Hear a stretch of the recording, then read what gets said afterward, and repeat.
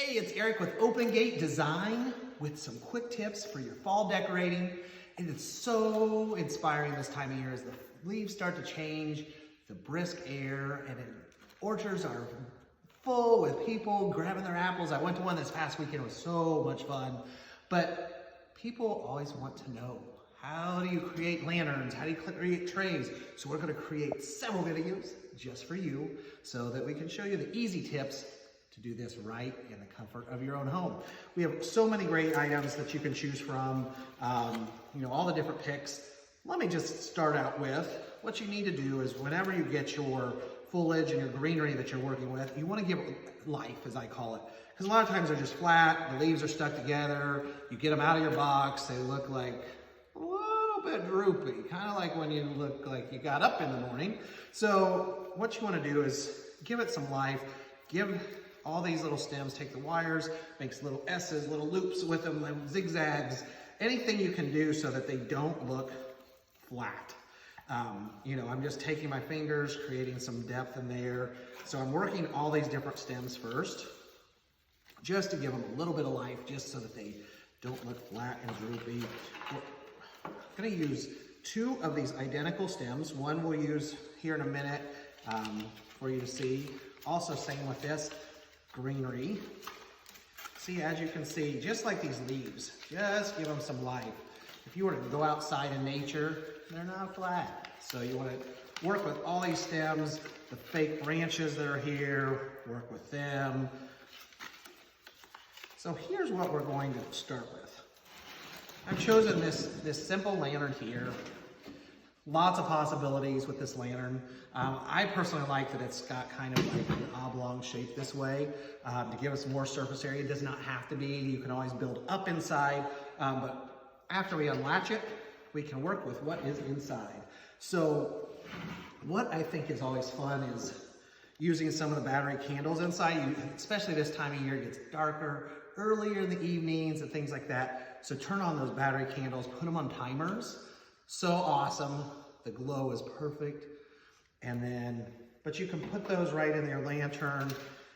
Take one of your picks, bend the stem, just like so that it hides under, or you can cut it off, whichever you choose. Don't cut too much or all your stuff's gonna fall. So, just wanna show you how some people think, okay, well, I've got a lantern and it's done. We're gonna show you how to elevate. So something as simple as, this is a cute little pumpkin vase. You can either put your candle right on top. We're gonna actually turn it upside down just for security. But I'm gonna put this little guy in there to give you some height. Just like so. We're gonna put our candle there. Then I've got another fun little pumpkin. Gonna tuck it in there. So simple. Take our pick back. What I'm going to do is kind of work that stem in behind. Keep in mind that if you can do one of two things, you can keep your lantern open or you can close it. I'm actually going to close this one. So I want to make sure that like this pumpkin here is face forward so that it doesn't look smashed when you shut that door. But sometimes people want to keep them open. So if you want to do that, you can let the foliage just cascade out. It's really pretty.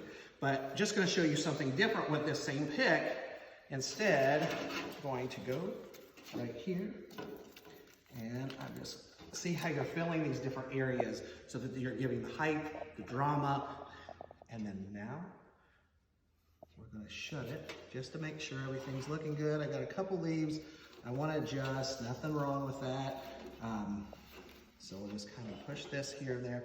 Also, some other things I like, sometimes are ornaments, little spheres, little balls, different shapes and sizes. They are fun fillers, whether you're on trays or even just tucked in. But let's see, I think we could use one down right here in the corner. Yeah. Now it's getting a little tight in there. So maybe we can find a smaller one or move. Nope, we're just gonna move it just like so. There we go, perfect. So whenever I'm trying to do the different elevations, make sure you have a higher, a lower, and then even maybe a little bit lower so that you have 2, 3, 4, 5 different levels. So we are gonna shut this little guy just like so. Dun, dun, dun, dun. Voila. Now on top, I'm gonna take some of our ribbon and create a bow. First step, on the ribbon, if you're just starting fresh, I always cut a quick little angle. Just like so, cut an angle on your ribbon. Now, we are creating a real bow. A lot of times I create a cheater bow, not today, folks. So make sure wherever you start, this one here is going to be the center of your bow. So make sure your tail is long enough. So right there, pinch it together, loop it. This is good ribbon for you to see because you can see the ins and the outs and how I twist it.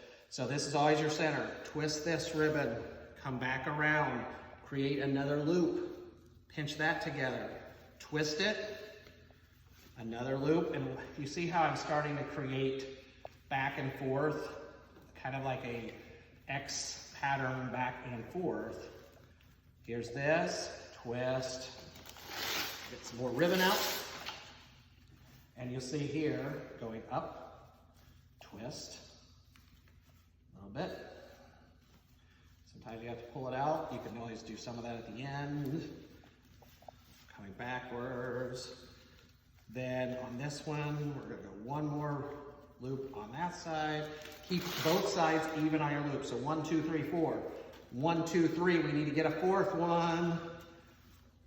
Okay, now here, you will zoom in just a bit. So we have 4 on both sides. Now here is, how do you create the middle? So I have my ribbon going all the way through. As you'll notice, it's here, goes all the way through the center. I'm gonna twist that. I'm going to create a small little loop in the center and go back this direction. So it's coming this way, small little loop for the center, still coming back and essentially creating a completely circle. See, that tail's over here. So when you pull it, all these should be tight. Take that wire right through the middle. So when you take that wire, it should hold all of these together, just like so.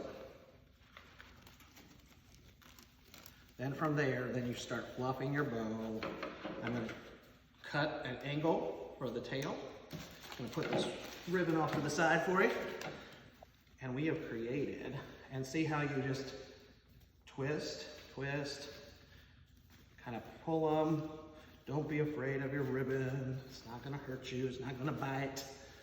And then with my wire, I'm going to simply just take it right around the top and like a twisty tie, wrap it right around.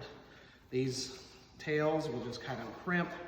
This one, we gotta turn it back around. Go this way. This little guy, this is how easy. You got your stem here. What do? Well, I don't know.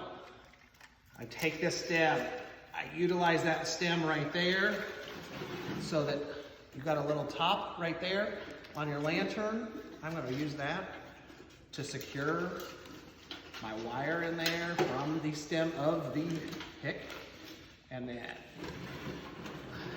come right around here. That way I gotta work right in front. You can see.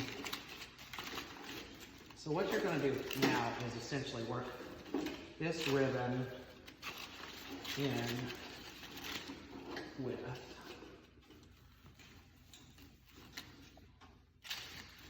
all of that. So sometimes you may have to pull it apart a little bit, try different angles. That's what I'm doing here to secure it a little more, pulling this within the ribbon so that it becomes part of it.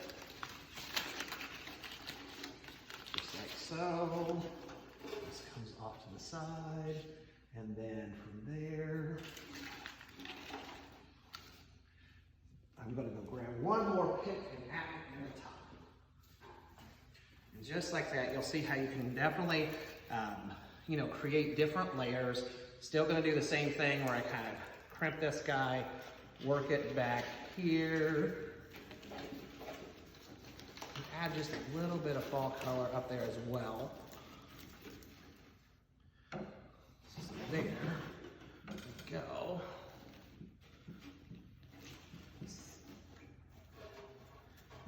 This and that, and And there you have it.